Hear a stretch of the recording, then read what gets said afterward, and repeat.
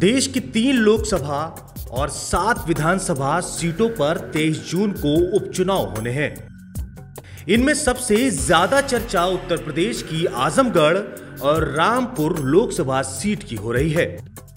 ये दोनों सीटें 2019 लोकसभा में समाजवादी पार्टी के खाते में गई थीं। चर्चा की सबसे खास वजह यह है कि ये दोनों सीटें समाजवादी की साख का सवाल बन चुकी हैं, क्योंकि एक सपा अध्यक्ष अखिलेश यादव ने खुद छोड़ी है तो दूसरी उनकी पार्टी के कद्दावर नेता आजम खान के लोकसभा की सदस्यता से इस्तीफा देने से खाली हुई थी।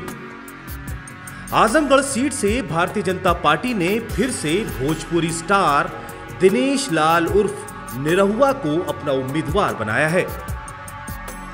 वहीं समाजवादी पार्टी के मुखिया अखिलेश यादव ने अपने चचेरे भाई धर्मेंद्र यादव को मैदान में उतारा है। बसपा ने शाह आलम उर्फ गुड्डू जमाली को उम्मीदवार बनाया है।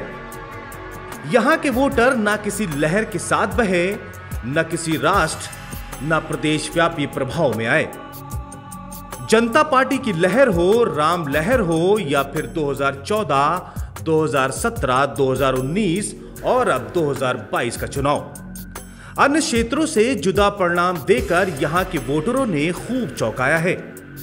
इस बार भी सियासी शतरंज की बिसात बिछ चुकी है। प्रत्याशियों के साथ वोटर भी नफा नुकसान के समीकरण की डोर को ढील दे रहे हैं।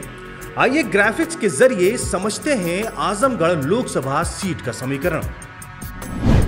आजमगढ़ संसदीय सीट में 18 लाख मतदाता हैं। 2014 और 2019 में सपा ने मोदी लहर के बावजूद सीट जीती थी, जबकि 2009 में बीजेपी और 2004 में बसपा ने जीती थी। 2019 में अखिलेश यादव ने 60.4% वोट शेयर के साथ सीट जीती, जबकि भाजपा के दिनेश लाल 35.1% वोटों के साथ उप विजेता रहे। 2014 में मुलायम सिंह यादव ने 35.4% वोट शेयर के साथ रमाकांत को हराकर सीट जीती। इस चुनाव में रमाकांत ने 28.9% वोट हासिल किए। बीजेपी ने इस बार यादव उम्मीदवार उतारकर अखिलेश यादव के उन्हीं के हथियार से काटने का प्रयास किया है। दिनेश यादव उर्फ निरहुआ का मुकाबला इस बार धर्मेंद्र यादव से होगा। राजनीतिक धुरंधर ये मानते हैं कि यादव वर्सेस यादव की लड़ाई में गुड्डू जमाली के चुनाव लड़ने से मुकाबला बेहद दिलचस्प हो गया है, क्योंकि गुड्डू जमाली की स्थानीय मुस्लिम वोटरों में काफी पकड़ है और यही वोटर यहां निर्णायक भूमिका में रहने वाला है। अगर मुस्लिम वोटर बसपा की तरफ जाता है तो सपा का गणित पूरी तरह से बिगड़ जाएगा। उपचुनाव में बसपा सपा के खिलाफ मैदान में है, जिसके कारण सपा का गणित बिगड़ गया है।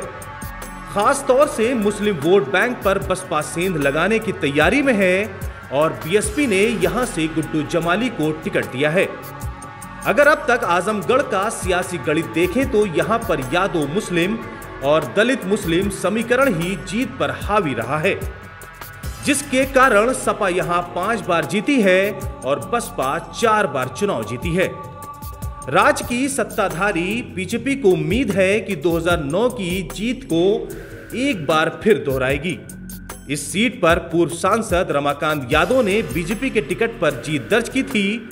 अब देखना होगा कि इस बार आजमगढ़ की जनता किसका साथ देती है। जहां यादव वर्सेस यादव की लड़ाई में गुड्डू जमाली भी मुस्लिम फैक्टर के साथ मैदान में है, जिससे मुकाबला काफी रोचक हो गया है। द लीडर हिंदी के लिए मुजाहिद जैदी की रिपोर्ट।